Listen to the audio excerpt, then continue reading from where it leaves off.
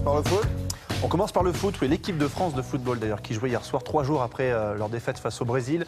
Les Bleus qui se sont refait la cerise hier soir face au Danemark. Alors, vous savez qu'ils jouent que des matchs amicaux, les Français, mais c'est pas une raison pour les perdre. On va regarder ce qui s'est passé. Ça se déroulait au stade Geoffroy Guichard de Saint-Étienne. Les Bleus qui jouent en blanc et qui vont ouvrir le score en milieu de première mi-temps sur ce joli mouvement collectif avec ce tir de Antoine Griezmann repoussé par le gardien, mais c'est Alexandre Lacazette qui a suivi et qui marque son premier but avec le maillot de l'équipe de France. Lacazette, il est lyonnais, il a été un peu sifflé par le public stéphanois. Vous connaissez la rivalité qu'il y a entre les deux clubs, c'est un peu dommage. Ouais. Il n'empêche qu'il permet à la France de mener 1-0 avec ce but. Les Bleus qui vont s'imposer 2-0, car c'est Olivier Giroud qui va marquer le deuxième but avec ce tir entre les jambes du gardien. Victoire 2-0. Les prochains matchs pour l'équipe de France, ça sera au mois de juin contre la Belgique et l'Albanie, le 7 et le 13 juin prochain, pour être précis. Alors la France est déjà qualifiée pour l'Euro 2016, mais ce n'est pas le cas de tous les pays. On va voir ce qui s'est passé pour le Portugal en maillot rouge qui jouait hier soir face à la Serbie. C'est amical aussi ou pas? Non, c'est un match de qualification pour l'Euro 2016. Les Portugais qui ont ouvert le score de la tête par Carvalho. Regardez ce but, c'est le plus joli but de la soirée. Retourné acrobatique, bicyclette, appelez ça comme vous voulez. En tout cas, il est marqué par Matic, le joueur serbe. On va apprécier ça sur un beau ralenti du pied gauche, vous avez vu. Hop, facile à faire.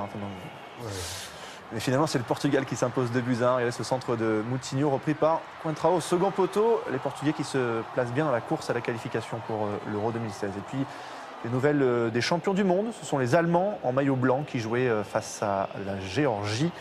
Et les Allemands s'imposent 2-0 avec ce but un petit peu, c'est un peu compliqué, mais c'est finalement Marco Reus qui a marqué. Les Allemands, ils ne sont pas très flamboyants, mais ils sont toujours là. Et donc en course aussi pour venir en France au mois de juin prochain disputer l'Euro 2016. Enfin, juin prochain, dans un an et demi, dans 15 mois. Ah oui. Oui, pas le. Flamme un peu, non, pas 2016, ça va vite, mais pas tant que ça. Bon, à part ça. Du tennis, et je vous emmène à Miami. On va voir pour le Masters 1000 de tennis. C'est un match qui opposait deux Français, les voici. Jo-Wilfried Tsonga et Gaël Monfils. Match franco-français, donc sûr d'avoir un Français qui gagne, c'est l'avantage.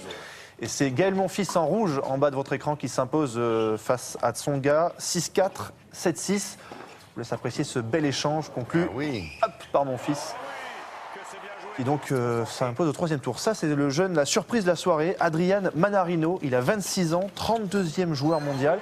Pourquoi c'est une surprise? Parce qu'il a battu Stan Wawrinka, numéro 8 mondial. C'est la première fois de sa carrière qu'il s'offre un joueur du top 10 mondial. Bravo à lui, Adrian Manarino. Il est quoi, lui? Il est français. Ah bon? Oui. D'accord. Oui, je ne comprenais pas la surprise. Oui, c'est une surprise. D'accord. Et on termine par? On termine par du ski et de belles images, du freeride pour être précis. Ah, ça, c'est les images de votre copain. C'est ça. Bon, j'ai pas trop de copains, surtout si vous parlez de Grégoire Tournon. Ouais. Mais en tout cas, c'est du freeride. Quand il n'est pas là. C'est une image impressionnante. Ça se passe à Verbier, en Suisse. Et c'était les 20 ans d'ailleurs de l'extrême de Verbier. C'est toujours super impressionnant, ces images, sauter des barres rocheuses. Alors, coup de chapeau à deux Français, deux Chamonniards pour être précis. On vient de voir Aurélien Ducrot, ça c'est Jonathan Charlet en snowboard. Regardez qu'il a quand même passé un endroit où personne ne passe, faire sa trace, comme on appelle ça en ski. Regardez, c'est sauter des barres rocheuses. Il devient champion du monde d'ailleurs, Jonathan Charlet. Voilà, c'est le coup de chapeau à ces deux Français du week-end. Et en plus, il va à toute allure.